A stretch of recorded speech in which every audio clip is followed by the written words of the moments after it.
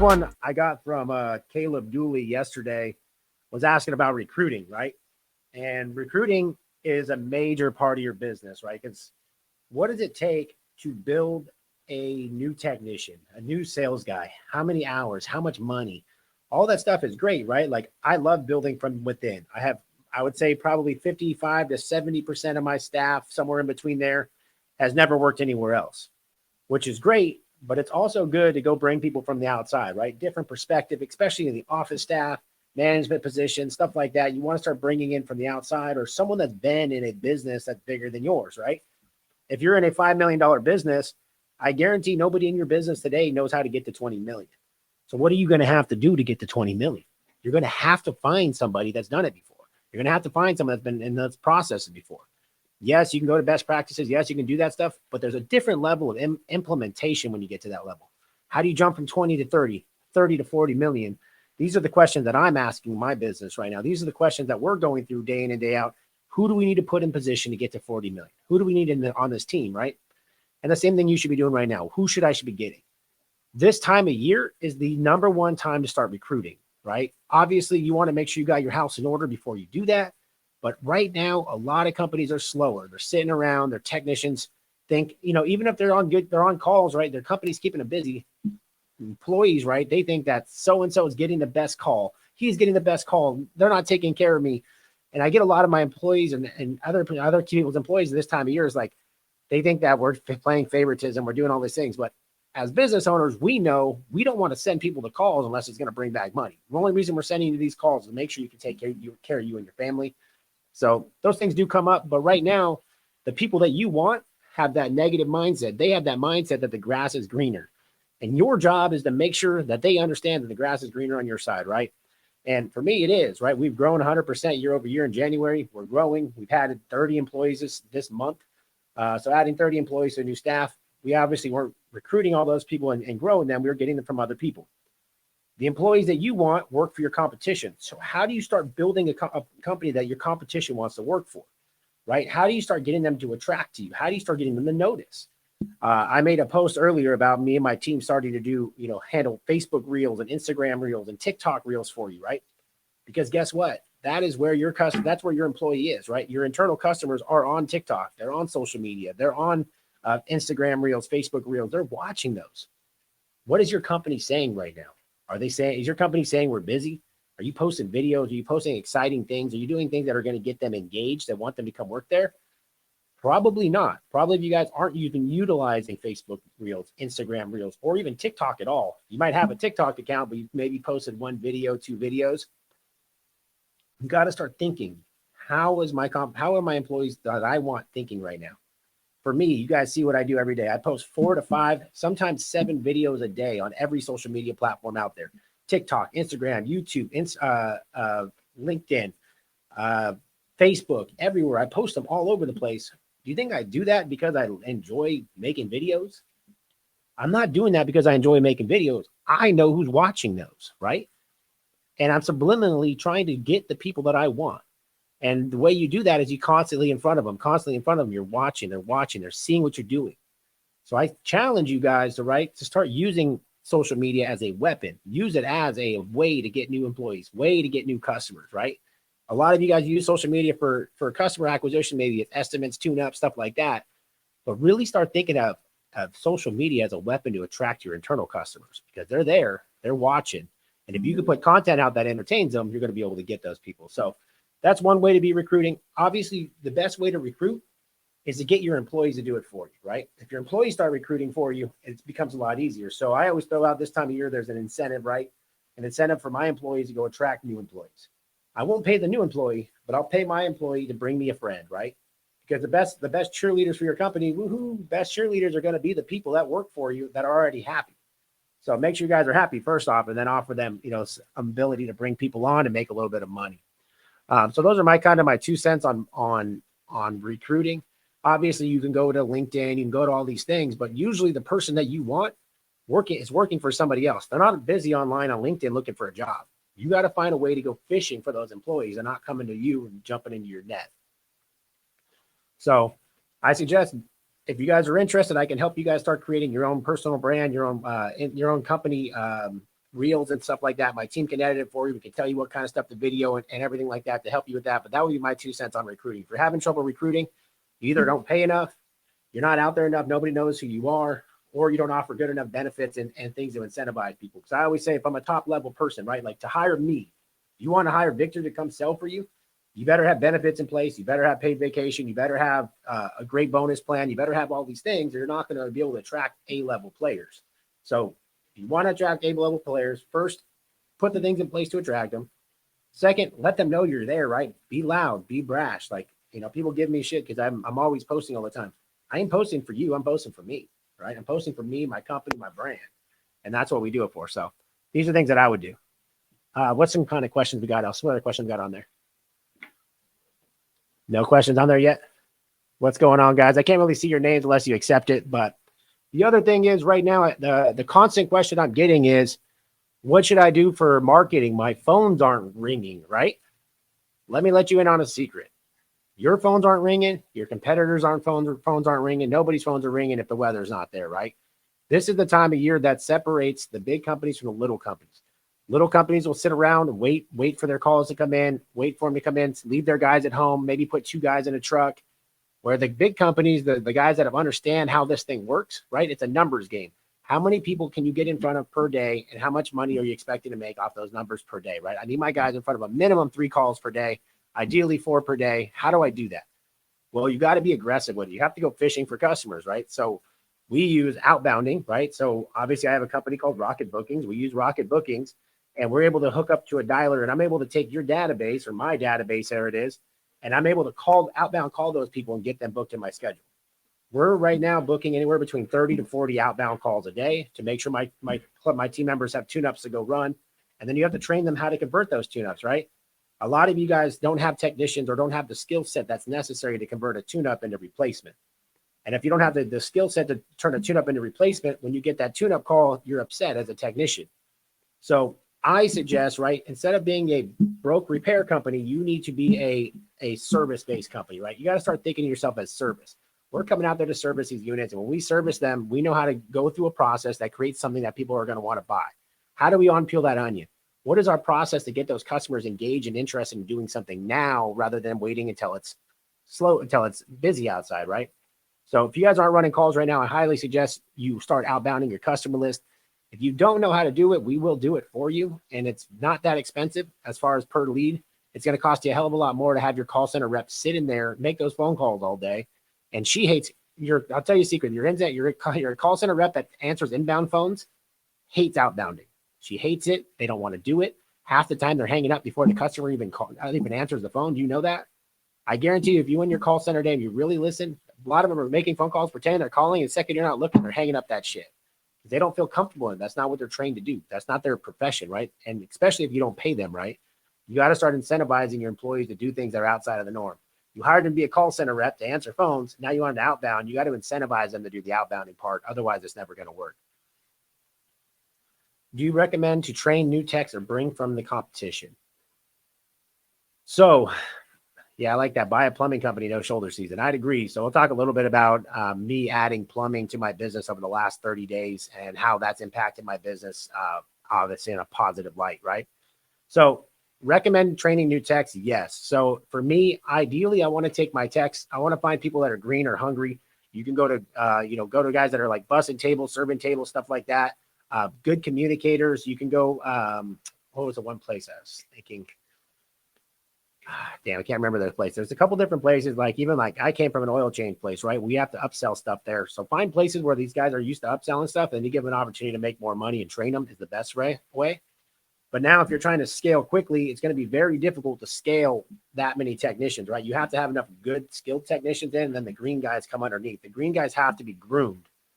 If you are going to start grooming technicians, I suggest March, right? If you're going to bring in new guys and start training them, don't do it now, because over February, you're not that busy. That means you're going to start killing your cash flow, right? March, you start picking up a little bit, gives a little bit of time to start grooming these guys, and you can get them on AC calls and do some training. You do some classroom training and then do some field training before it really gets hot outside. So your technicians that you have can start training those guys.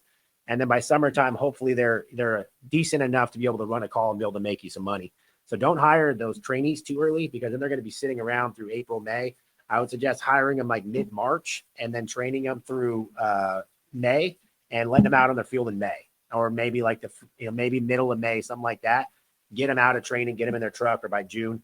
It usually takes about 10 weeks to get a guy up to speed, in my opinion, if you train them right and you put them through the right processes.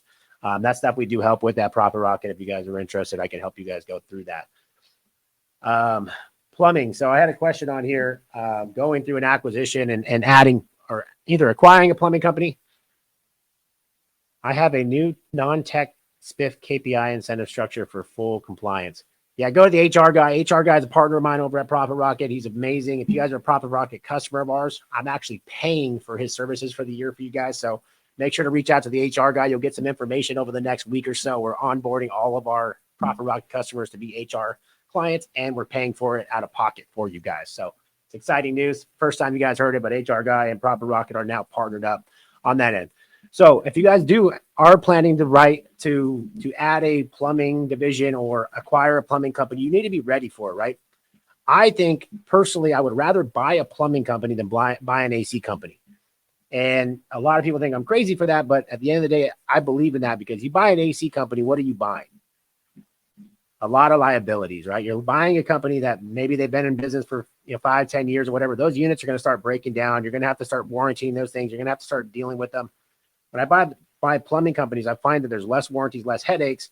And most of the time, most plumbing companies have really good ratings. If you really look at your local competitors, most of these smaller plumbing companies, they're 5 stars everywhere. So now you got a 5-star company you're buying that doesn't have a bunch of warranties. And then you just got to turn them into members, right? You got to turn them and flip them. So if you have like for me, I started launching plumbing in the beginning of January. In the beginning of January, we've grown it to almost $500,000 our first month. And our goal for plumbing this year is to do $10 million out of Absolute.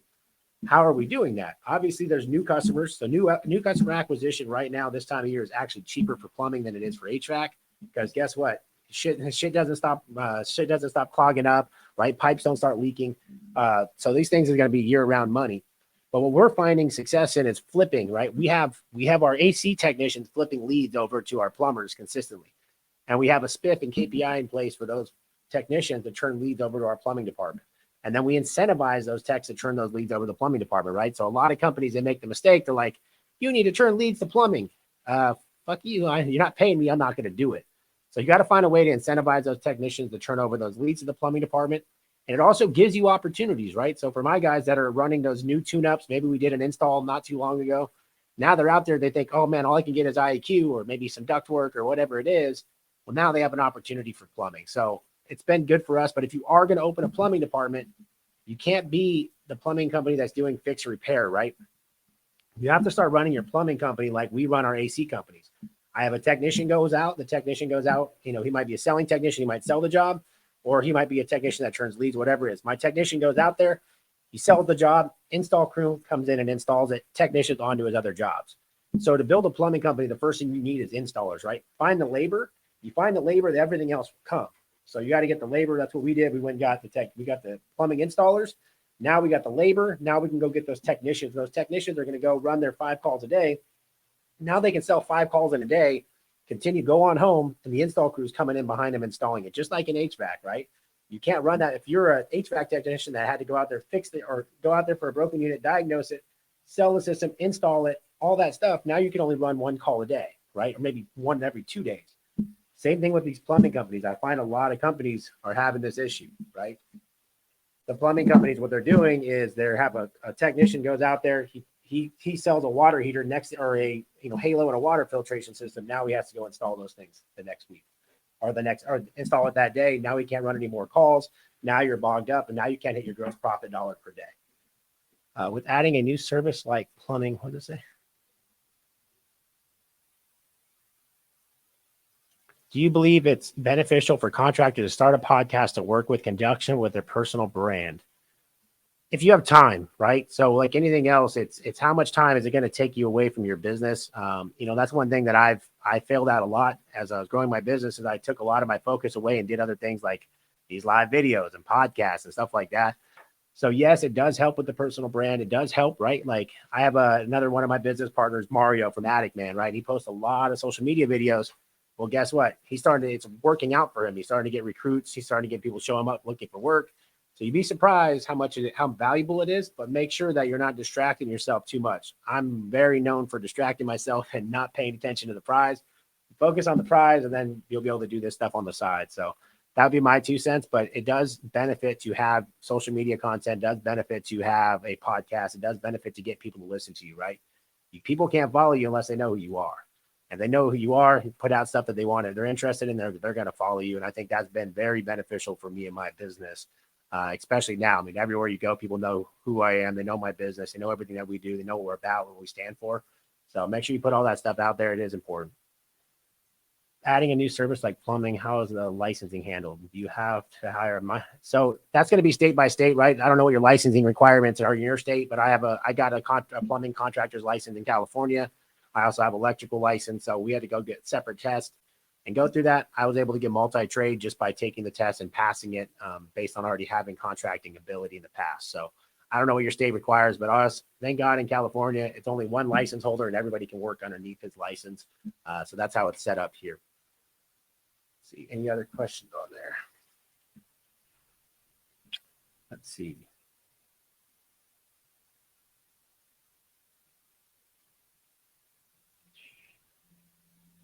Downtime due to season, right? So you guys got to really control your seasonality. You have to, like, even when I was a technician or a sales rep, I always told people, I am the weather, right? I decide. I don't give a shit what the weather is outside. My attitude and my mindset is going to decide if I'm going to be successful or not. And far too many of your guys, right? They get the weather's not there, their mindset gets messed up, and that's why they don't convert. Same thing happens with you as the owner, as the leader, right? When you start saying, oh, the weather this, and you're allowing it to be a fucking excuse, then everybody else allows it to be an excuse. You can't let the weather be a fucking excuse. Your board needs to be fucking filled. You need to run 4 calls a day, and we're going to do this. And we're going to outbound, and we're going to dial, and we're going to email, and we're going to text, and we're going to market until we got 4 calls per day. Okay, so you have to figure that out. And it's a mindset on you. You as the owner are deciding if you're slow or not. Me, I'm deciding, like right now, if you saw my text message between me and my staff, there is no, I'm looking at my 3-day call board, right? Tomorrow we got it full somehow with no weather. But I say, hey, we're 2 days out right now. We got 13 calls on the board. You better figure it out, right? And I guarantee you come 2 days from now, we're going to have a full board because I'm already thinking ahead. I'm not cowering down and allowing it to decide that. You can't blame your marketing company. Right now, you can go dump $500 per lead in PPC and try to compete with the big boys. But what's going to happen, right? They're going to run you over. They have a bigger budget than you. So dumping more into marketing isn't really going to help. You got to really start thinking outside the box, right? How do you do some guerrilla marketing? Are you out in your community? Are you part of BNIs? Are you doing grassroots stuff? Are you knocking on doors?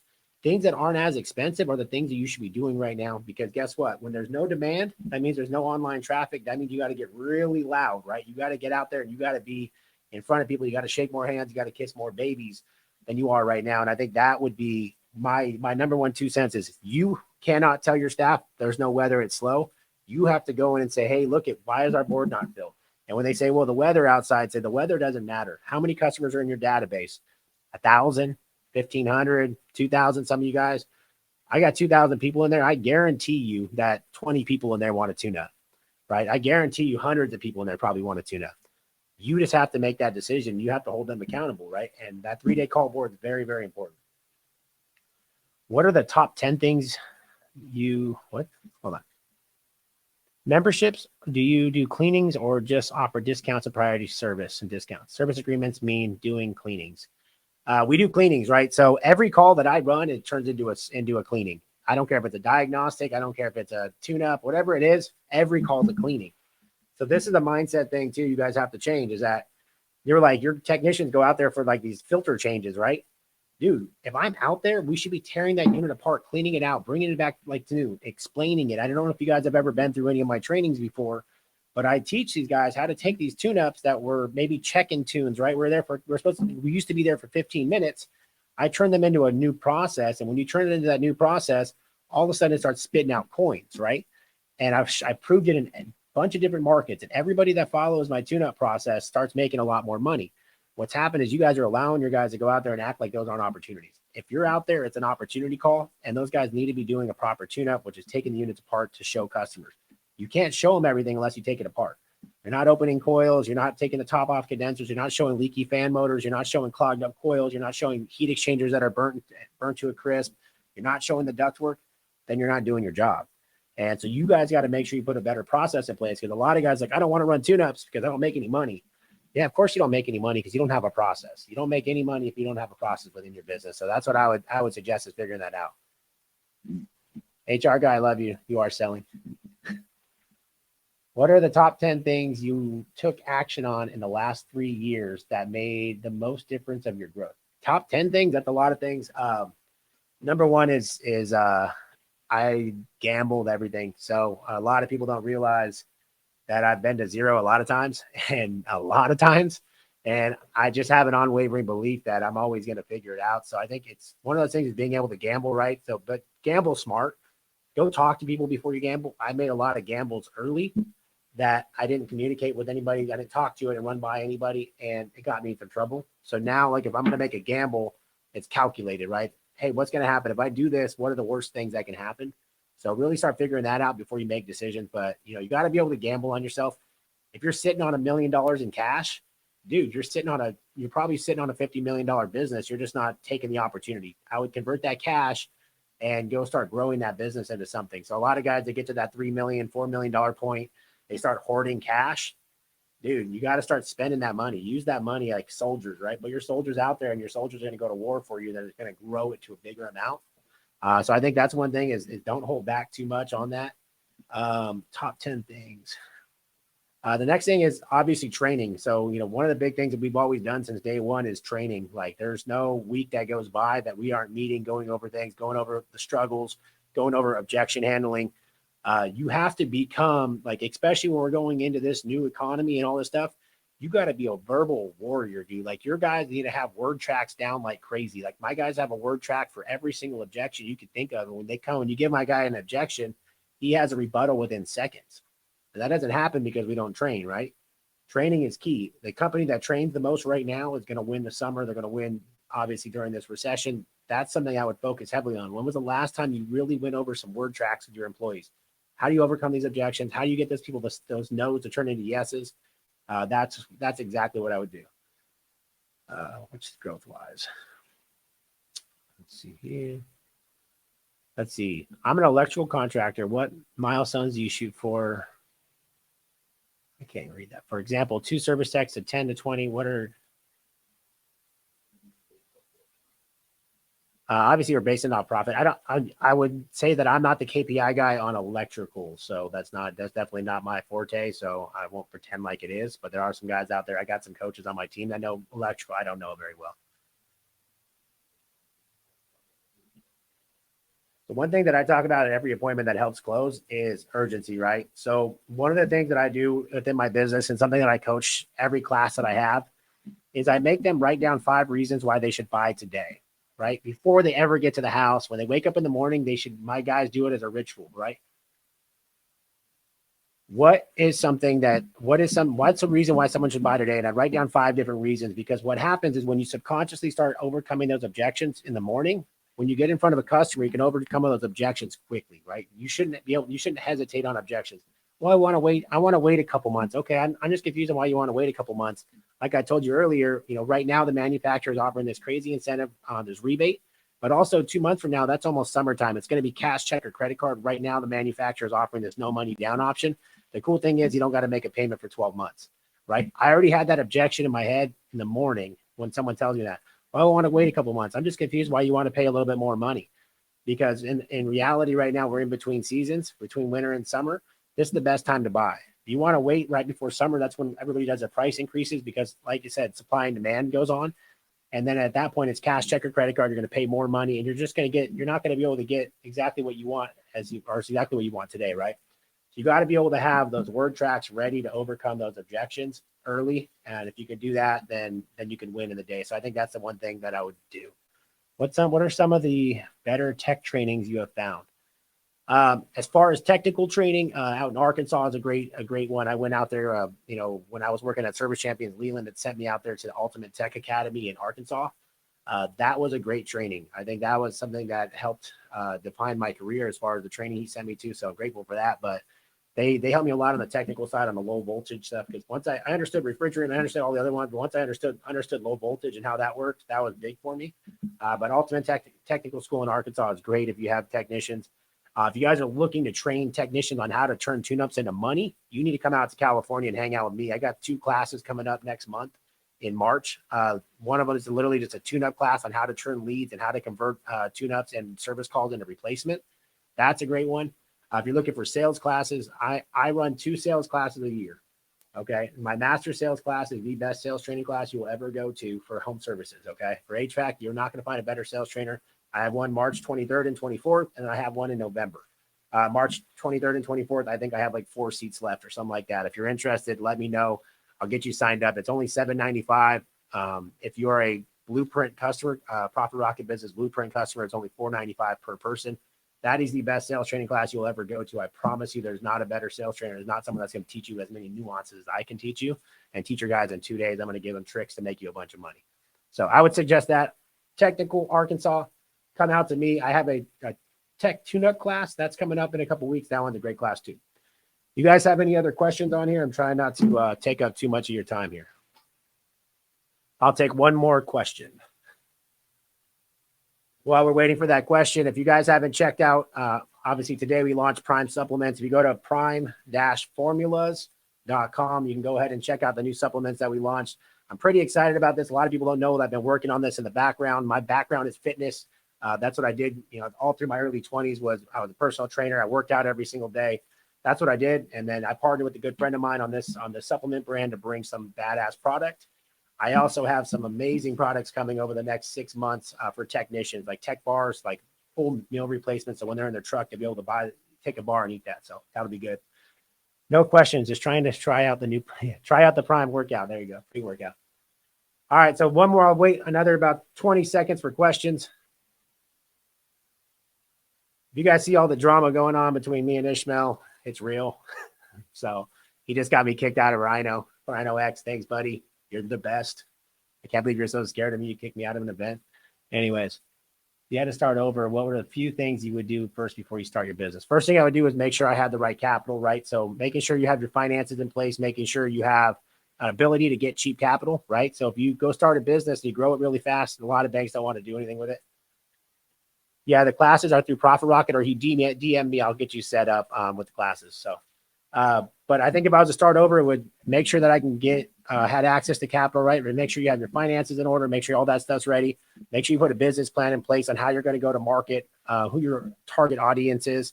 Stick to that, right? Don't just take everything under the sun.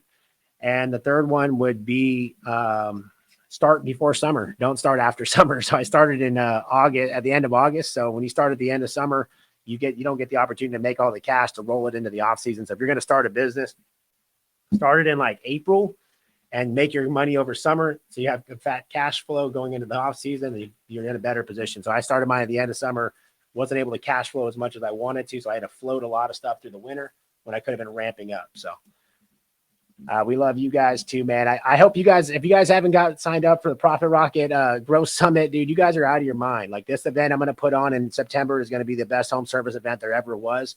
My lineup's going to be sick. The after party is going to be sick. Got Rick Ross coming. I got a bunch of big names that are going to be there. It's going to be amazing. And guess what? I just got a Ram TRX, the best truck I've ever driven in my life. I literally, like a little kid, smiling on Christmas every time I drive the thing. My guys are laughing because they watched me just mob through a fucking parking lot today.